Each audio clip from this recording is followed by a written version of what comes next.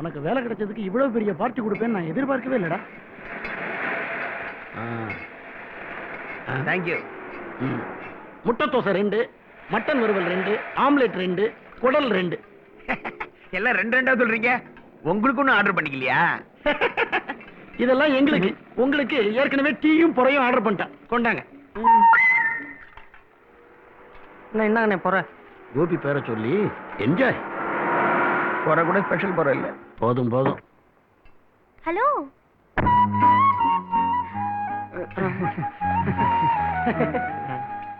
எனக்கு வேலை கிடைச்சிருச்சுங்க. கங்க்ராட்ஸ். உங்ககிட்ட சொல்லான்னு ஹாஸ்டலுக்கு வந்தேன்.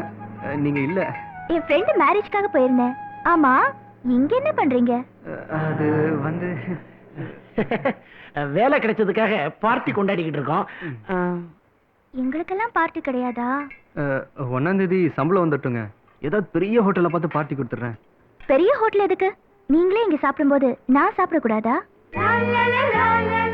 பரவாயில்ல, நானும் இன்னைக்கே செலிப்ரேட் பண்றேன். எனக்கும் சேர்த்தே ஆர்டர் பண்ணுங்க. முட்டை தோசை 3.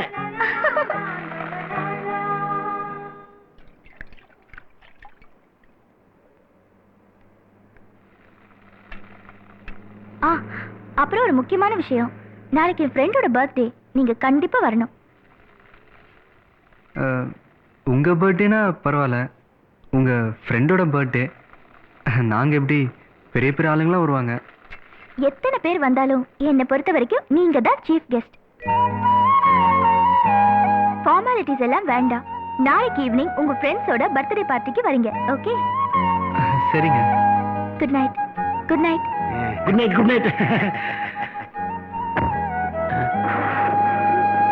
பாய். சார் பணம் எவ்வளவு? 67 ரூபாய்.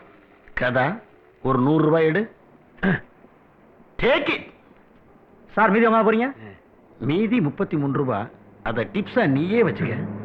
ஓடி ஓடி உழைக்கணும், ஊருக்கெல்லாம் கொடுக்கணும். கர்மம்.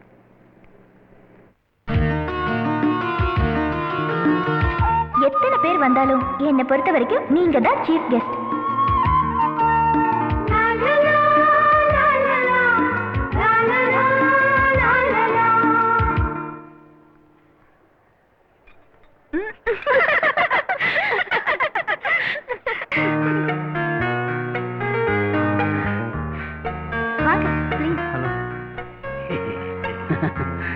ஒரு நிமிஷம். ஒரு முக்கியமான விஐபியை உங்களுக்கு இன்ட்ரோடியூஸ் பண்றேன்.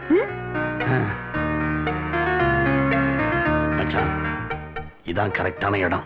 பழிச்சுன்னு ஐ லவ் யூன்னு சொல்லிடு.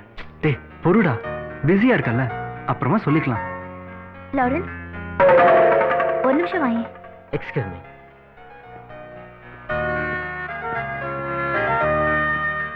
நான் சொன்ன விஐபி இவர்தான், mister Lawrence. Nice meeting you. Hello. Hello. Hello. Lawrence, time ஆச்சு. Excuse me. ஆள் எப்படி இருக்காரு? ஸ்மார்ட்டா இருக்காரா? இவர்தான் என் வருங்கால கணவர்.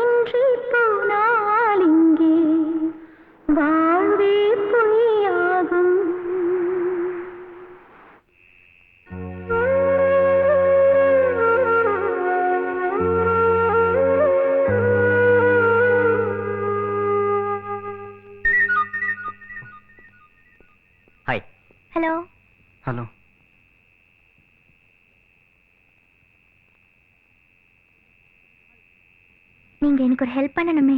என்ன செய்யணும் சொல்லுங்க. நாளைக்கு நாங்க 2 பேரும் ரெஜிஸ்டர் மேரேஜ் பண்ணிக்க போறோம். அவர் சைடுல நிறைய ஃப்ரெண்ட்ஸ் இருக்காங்க. என் சைடுல நீங்க வந்து சாட்சி கையெழுத்து போட முடியுமா?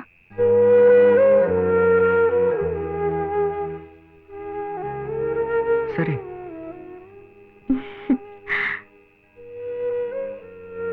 அப்போ நாளைக்கு காலையில 10 மணிக்கு ரெஜிஸ்டர் ஆஃபீஸ்க்கு வந்துடுறீங்களா? ம். ரொம்ப தேங்க்ஸ். Okay bye. பாய். ஒரு நிமிஷம். நான் ஒன்று சொன்னா தப்பா நினச்சிக்க மாட்டீங்களே? பரவாயில்ல, சொல்லுங்க. எனக்கு தான் அப்பா அம்மா சொந்த பந்தம் யாருமே இல்லை. உங்களுக்கு தான் எல்லாரும் இருக்காங்களே. பெரியவங்க சம்மதத்தோடய கல்யாணம் பண்ணலாமே. எதுக்கு திருட்டுத்தனமாக ரெஜிஸ்டர் மேரேஜ் பண்ணுறீங்க? நீங்க சொல்றது எனக்கு புரியுது. ஆனா எங்க வீட்ல சம்மதிக்க மாட்டாங்க. ஏன்?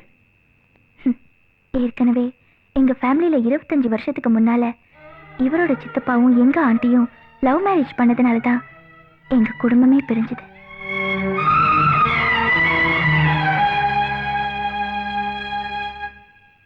இப்போ தெரிஞ்சுக்கிட்டீங்களா எங்க 2 குடும்பம் எப்படி இருக்குன்னு? ஸோ உங்களுக்கு கல்யாணம் நடக்கணும்னா முதல்ல உங்கள் 2 குடும்பமும் ஒன்றா சேரணும், அப்படி தானே?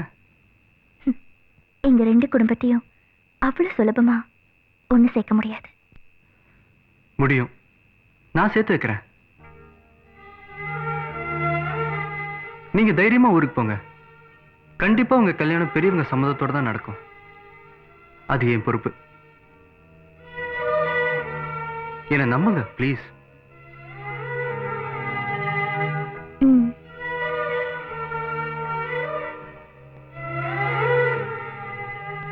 அப்ப நாங்க வரோங்க. ம். தேங்க்ஸ்.